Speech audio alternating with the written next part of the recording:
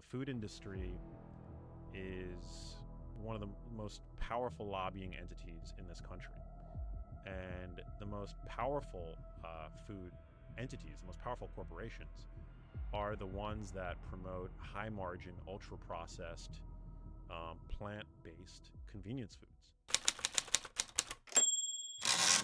This question of government policy and public health. And I've been looking into articles lately around childhood obesity. And I think about, well, what are the drivers? Yes, for certain disease states, or certain conditions, it is, overconsumption of bad foods. Okay.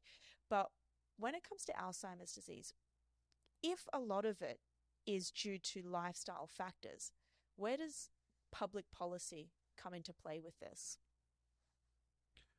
Great question. I just think that it's majorly problematic that our governing bodies are so deeply intertwined with one another to the point that it really seems to be impossible that unless there is a separation, um, that a pathway to more optimal nutrition policy is really an improbability.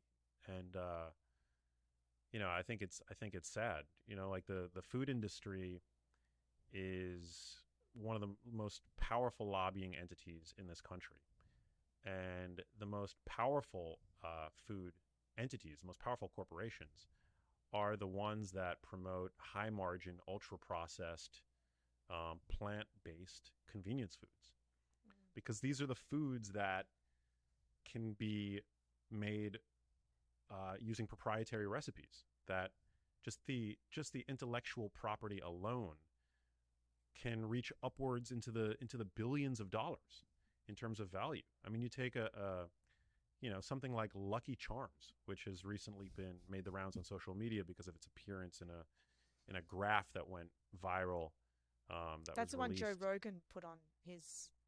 Was that the Yes, one? Yeah, I thought so. yeah. So that was the food compass at Tufts, which I mean we can talk about because I mean it was very controversial. But something like Lucky Charms, that's a Yeah. brand. That's a brand worth billions of dollars, sold around the world.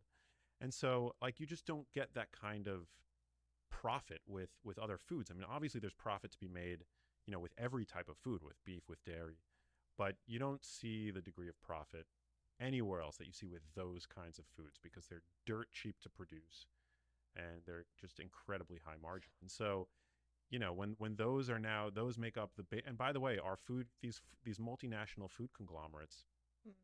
control myriad different smaller food companies underneath that are some of which are obvious and some of which are not so obvious. But these are the kinds of foods that Americans now overconsume to the tune of 60% of your average American's calories now comes from these types of foods, these kinds of ultra processed proprietary formulations. And for younger people who are even more vulnerable, right, because their brains are still developing, that proportion is even higher. It's about 70% ultra processed foods now is what make up what we're consuming. So it's a huge problem. I don't really see a path forward. I mean, I think that labeling foods the same way that we do in other countries, like on the packages of cigarettes, like this is what you're going to do if you overconsume these foods. Like this is what's going to happen. I think that's not a bad idea.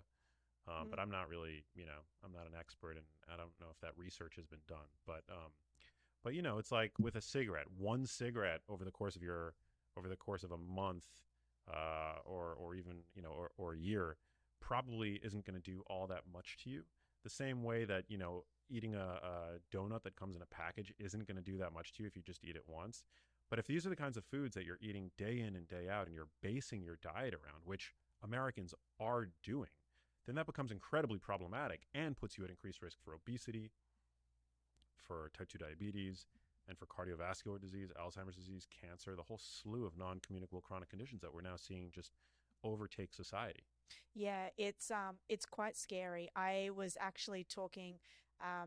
I was I was on a podcast probably about 3 weeks ago in Sacramento, and I was talking about the label on Coca-Cola and how the FDA, and I didn't know this until just recently, the FDA approves certain food labels to be able to skew their numbers by 20%. Did you know that? Hmm. I didn't know. No. Like they're allowed to say that if a can of Coke really has, let's just say, 120 calories in it, then they can go and print that they've only got 100 calories in there. Oh, yeah. I was aware that there's like a little sort of Leeway. leeway that brands are given. Yeah, I think it's 20% leeway. pretty crazy. Yeah, I mean it's the same thing with like trans fats, which we know are poisonous to the cardiovascular system. If your product contains less than zero point 0.5 grams of trans fats per serving, you're legally allowed to say it has 0 grams of trans fats per serving. Yeah. So you can work the numbers, Yeah. right? As a food manufacturer that doesn't want to um, that wants to be able to say that you're zero trans fat, you can just shrink the portion size Mm. to get that trans fat number underneath the zero point 0.5. But nobody eats a single serving size of anything, particularly these ultra processed, hyper palatable junk foods these days, right? Mm.